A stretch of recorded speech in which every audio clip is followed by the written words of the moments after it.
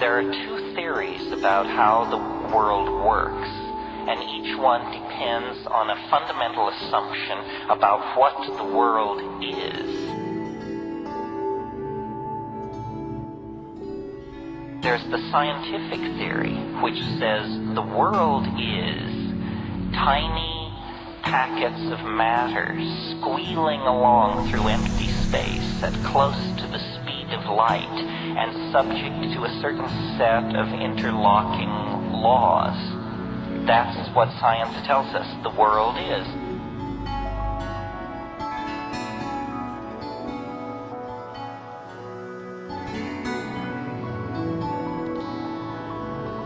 Another theory is, and to my mind, a much more appealing and even intuitively correct theory, is the world is language.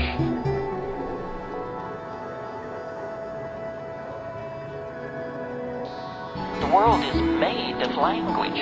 We can say that the world is composed of little demons doing calisthenics, each one the size of a pissant's eyebrow.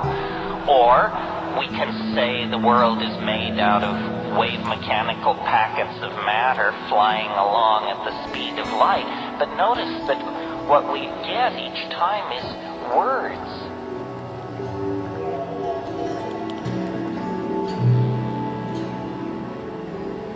Our model of what the world is made of words, and the world is composed of description. Now, in the era before science, scientists like to say people were more epistemologically naive. What they mean by that is they didn't have a clear understanding of the division between the inside and the outside, between what we imagine and what actually is. But if you live long enough, I think you discover what we imagine and what actually is are very close to the same thing. Now, whenever you say the world is made of language, the positivists object by saying, well, then why isn't it the way we say it is? I didn't say it's the way we say it is. I said it's made of language. And part of the inspiration for my career is the realization that you could get up in front of audiences and say how the world is, and to a small degree, for a limited time, in a limited space, it shimmers and recasts itself and becomes the thing that we say that it is.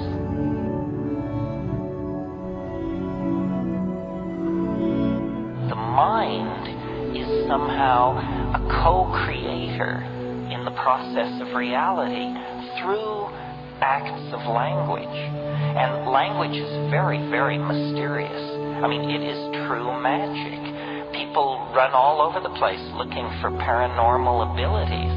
But notice that when I speak, if your internal dictionary matches my internal dictionary, that my thoughts cross through the air as an acoustical pressure wave and are reconstructed inside your cerebral cortex as your thought, your understanding of my words.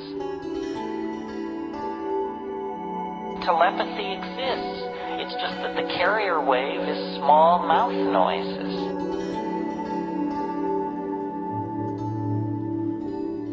All so-called primitive people know that the world is made of language, that you sing it into existence, that what you say it is what it is, that it is maintained in existence by an act of rational apprehension.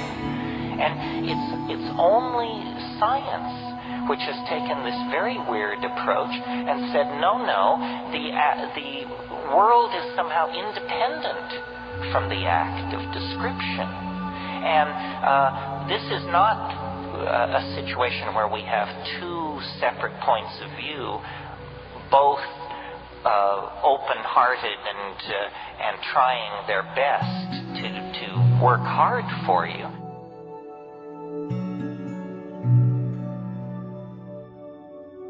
Science carried out its analysis of nature to the point where it shot itself in the foot.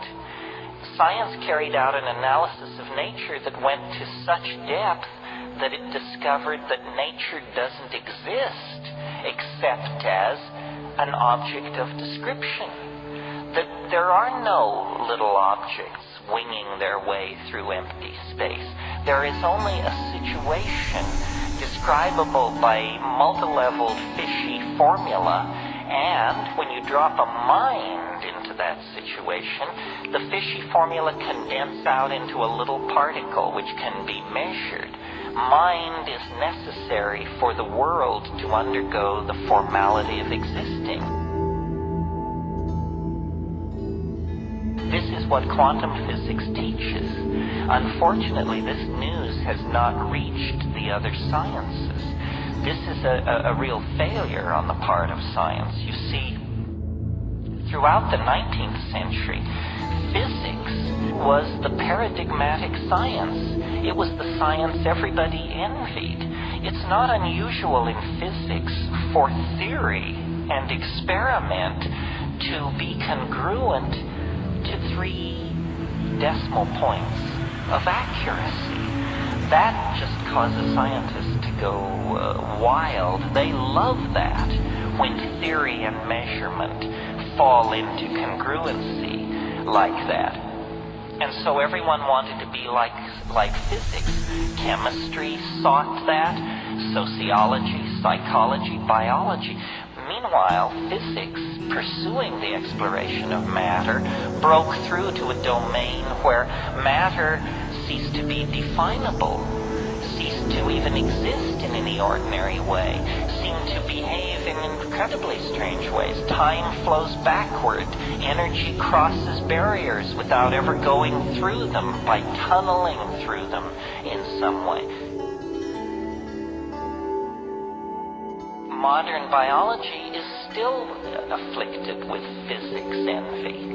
Meanwhile, physics has gone on to a realm of such exotic and surreal uncertainty that it's at this point to the left of psychology in the precision of its metaphors. So science has undercut itself and now exists in a state of unrecognized crisis that hopefully the psychedelic experience will exacerbate to the point where this will arrive on the plate of every experimentalist and an observer of nature.